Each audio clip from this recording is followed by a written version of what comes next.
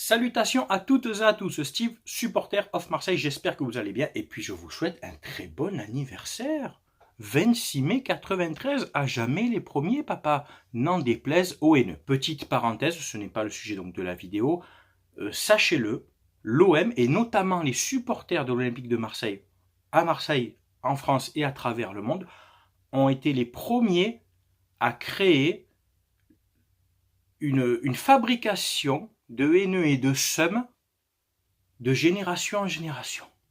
C'est-à-dire, la team prépubère née entre 2004 et 2008, qui n'ont pas vu le mondial 2006 et qui sont nés pendant l'Euro 2008, des grands experts du football de 12 à 14 ans, te disent que cette Ligue des Champions est achetée. Votre rage et votre seum est délicieux de génération en génération. Je te garantis que dans 30 ans, les enfants de ces enfants te diront « Vous avez acheté cette Coupe d'Europe, je le sais. As-tu vu les matchs ? Non mais as-tu vu les matchs ? Non mais c'est-à-dire alors, juste ferme ta gueule. » Alors, tout de suite on va parler, donc comme le dit le titre de ma vidéo, de Villas-Boas et de l'évolution du projet.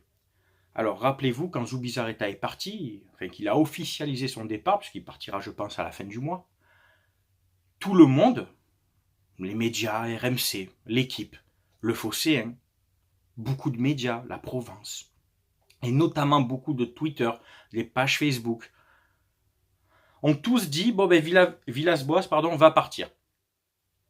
J'assume, j'étais pas le seul, hein, je vais pas dire qu'il n'y avait que moi.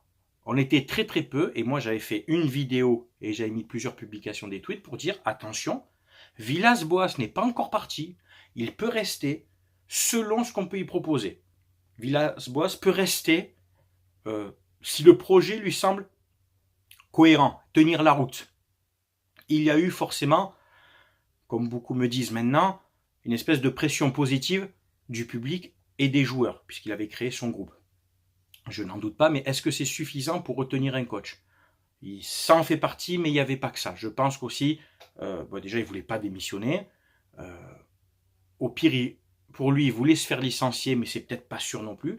Et je pense qu'on lui a proposé de contribuer à l'évolution d'un projet qui, peut-être à moyen long terme, aboutira à cette fameuse vente de l'Olympique de Marseille. Alors, donc Andrés Villas-Boas va rester au club. C'est maintenant officiel, hein, il a lui-même confirmé. Et on a une évolution du projet. Rappelez-vous, courant avril, avant qu'on parle de Al-Wali, de l'Arabie Saoudite et Tutti Quanti, j'avais fait une vidéo vous disant que McCourt allait changer de stratégie. Et dans cette vidéo, que tu peux retrouver sur ma page Facebook et sur ma chaîne YouTube, je parlais de trading de joueurs. Déjà en mi-avril, je te dis, tu peux retrouver. Et on ne parlait pas encore de vente de l'OM. Certains m'ont dit non, c'est faux, tout ça. Résultat, on y arrive. Le projet va être en partie, je pense, je vais m'expliquer pourquoi, en partie du trading de joueurs. Donc jusque-là, je ne m'étais pas trop trompé, tu vois. Gary Cook est venu pendant 2-3 mois faire un audit. Donc ça s'est avéré. Un audit pour McCourt, je pense aussi, pour lui montrer les failles, les faiblesses qu'il faut arranger. Hein, c'est un consultant qui est venu faire sa mission. Aldridge est toujours là, jusqu'après les vacances d'été. Hein, il sera là en septembre, octobre, novembre. Je pense qu'il sera là. Je continue de dire qu'il sera là pour aider à la vente des joueurs à un meilleur prix en Première Ligue. Et puis forcément, il peut aussi avoir ses contacts et ses réseaux, comme je te dis, pour une potentielle vente. Mais pour moi, pour l'instant, on n'en est pas encore là. Jacques-Henri Hérault veut un directeur du football et un directeur du management, du business, du marketing. Il veut avoir 2 grosses têtes, donc ils appellent ça des head of football, hein, des têtes du football. Je pense que dans l'idée, c'est pas bête. Zubizarreta, je pense, n'avait pas le profil pour aller chercher des jeunes joueurs et arriver à les revendre à un meilleur prix 1 ou 2 ans après. C'est comme ça, il faut évoluer. Je veux dire, on a le plus bel exemple en Ligue 1, je m'appuie sur eux souvent, mais parce qu'on les a en Ligue 1, Monaco et Paris ont changé leur directeur sportif. Paris a beaucoup changé de directeur sportif, s'est adapté. Ils ont fait revenir Leonardo, qui a un peu ce même rôle head of football, et je pense que c'est très bon pour le PSG, c'est mon avis, je pense que les Parisiens seront d'accord avec moi. Il faut, si tu veux vraiment restructurer un club, il faut te professionnaliser au maximum. Il faut vraiment que tu donnes une image carrée du club. Hérault a fait des fautes, a été maladroit, s'est planté, je l'avoue, je le reconnais. Hein. Moi, il y a 3 ans, je pensais que le projet était bien parti. Il a fallu pas grand-chose, je te dis, parce qu'il y a une année, on finit 4e à un point, on finit 3e. C'est plus la même dynamique derrière. Mais on va pas revenir, c'est fait, c'est fait.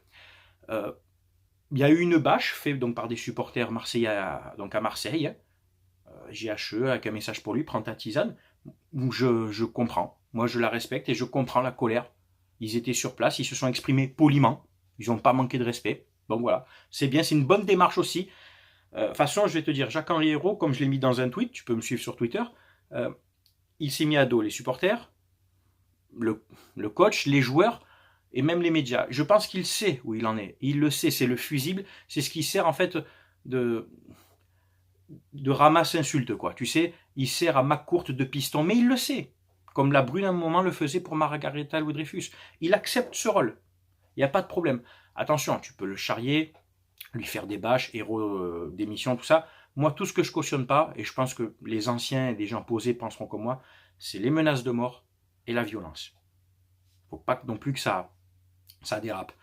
Je peux me permettre de dire ça, puisque quand moi j'avais 20 ans, que j'étais abonné en virage chez les MTP, qu'on avait des saisons dégueulasses, rappelle-toi la saison 99-2000, la 2000-2001, 2 années où, il faut l'avouer, on joue le maintien. Hein. Eh ben oui, j'étais à 20 ans à gueuler dans les virages du Vélodrome. Je ne sais plus qui était le président à l'époque, mais on criait contre Robert Louis Dreyfus, paix à son âme. Parce que tu as 20 ans, tu es comme ça, tu es dans l'ambiance, tu es dans les virages. J'étais le premier à parler le lendemain, ouais, à l'insulter, à lui dire, à lui souhaiter presque du mal comme un con, tu vois. Mais parce que c'est comme ça, tu es jeune, tu vois ce que je veux dire. Les anciens, je pense, comprendront. Et c'est parce que j'ai vécu ça que je dis aujourd'hui, attention, ne partons pas dans les menaces et dans la violence. Ça ne mènera à rien.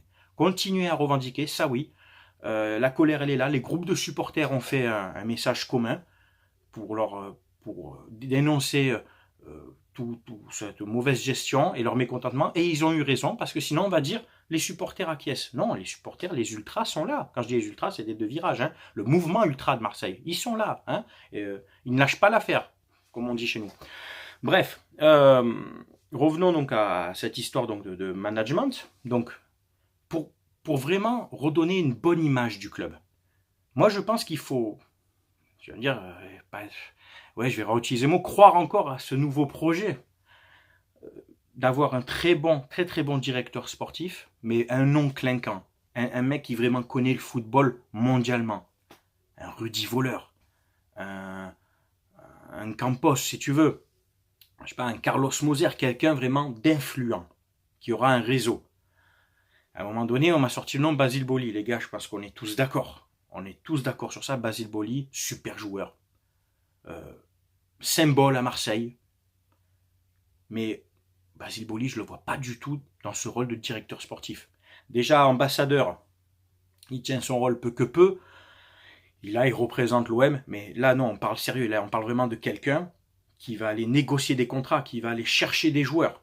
Tu vois ce que je veux dire? Que Basile Boli, que j'aime, que vous aimez tous, reste à sa place d'ambassadeur et qu'on prenne vraiment quelqu'un high level pour être à la tête du club. Mais vraiment quelqu'un de lourd, de puissant, tu vois, d'influent. Il le faut, t'es obligé. Et de l'autre côté, quelqu'un qui gérera toute l'image fonctionnelle et le merchandising, la marque OM, qui va redonner une bonne image à la marque OM à travers les médias, les supports pubs, l'image dans le monde, en Asie, en Afrique, etc.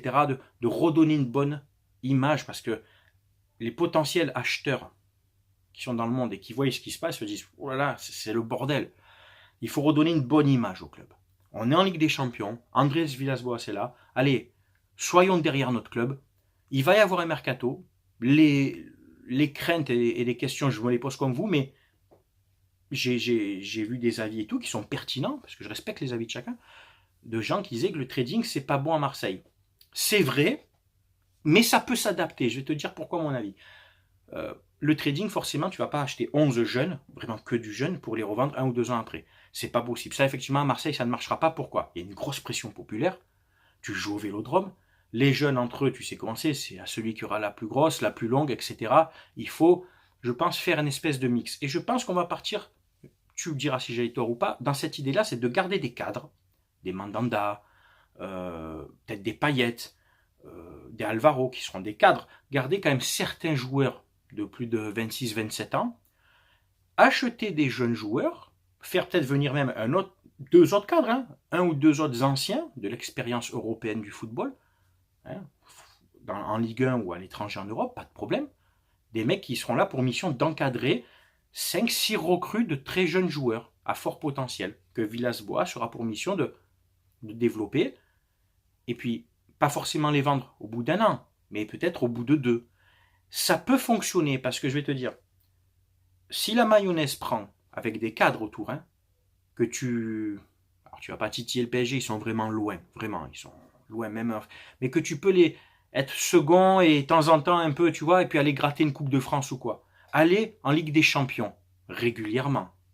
Là, on parle dans l'idée où le club n'est pas vendu, hein, écoute bien. Hein. Pourquoi pas tu vas recruter des jeunes, au bout de 2 ans, tu vas les vendre 3-4 fois leur prix peut-être. Marseille est aussi un très bon tremplin. C'est une belle image pour la visibilité, pour se faire remarquer. Rien de mieux qu'en France, que Marseille, que l'OM, quand l'OM tourne. Rappelez-vous l'année, le fameux projet Dortmund. Mendy, Imbula, Thauvin, Lemina, peut-être que j'en oublie, bref. Tous ces joueurs-là, sous l'ère Bielsa, ont fait une très bonne saison. Tous ces joueurs-là ont été très bien vendus quand même. Dans l'ensemble, ils ont tous été bien vendus. Tu peux, je pense, mixer en gardant des cadres et chaque année, tu te dis, on va faire un roulement que tous les 2 ans, on va vendre 3-4 joueurs. Si en plus cette équipe te mène en Ligue des Champions, tu rééquilibres les comptes sans problème. Franchement, tu vas en Ligue des Champions, t'achètes pas cher. Du coup, tu limites ta masse salariale parce qu'à des jeunes, tu ne vas pas leur donner des 500 000 euros. Les cadres, forcément, tu vas les payer un peu plus. Et puis tes jeunes, s'ils évoluent bien, alors forcément qu'il y aura du déchet. Hein. Pardon, il y aura du gâchis. Tu ne peux pas avoir que des bons jeunes chaque année. Il y aura aussi des jeunes du centre de formation, des bons qui peuvent évoluer, tu vois. Je pense notamment aux jeunes Marley Haké, je pense à Chabrol. Liadji est parti, ça y est, c'est fait. Mais tu peux t'appuyer sur des jeunes qui vont t'apporter une plus-value sportivement et aussi financièrement. Donc voilà, moi si tu veux, ce projet de grand directeur sportif et directeur du business, ça va aussi permettre à Hero de se détacher un peu du club, de se faire un peu oublier, de lâcher un peu de compétences et de responsabilités. Hero en plus qui depuis pas longtemps siège à la LFP, donc il a aussi des fonctions à la LFP, et il est aussi attends, je l'ai noté, il est membre de l'Union européenne des clubs, représentant de la commission des compétitions à l'UEFA. Donc tout ça, si tu veux, ça prend du temps. Le fait de faire ça, il va dire à Mac Courtois, je te mets 2 grands patrons, moi je suis là, je suis un peu à la LFP, ça va se passer. Le projet, cette phase 2, je pense que cette phase 2 n'était pas prévue hein, pour moi. Je pense que le fait qu'ils voient que d'acheter des joueurs, donner des gros salaires, ça n'a pas accroché. L'Air Garcia, hein, même si on a une finale de Coupe d'Europe, sportivement, c'était pas trop mal, mais économiquement, on a plongé. Cette phase 2 n'était pas prévue, je pense. Hein. Je pense, c'est mon avis. Donc, croyons en cette phase.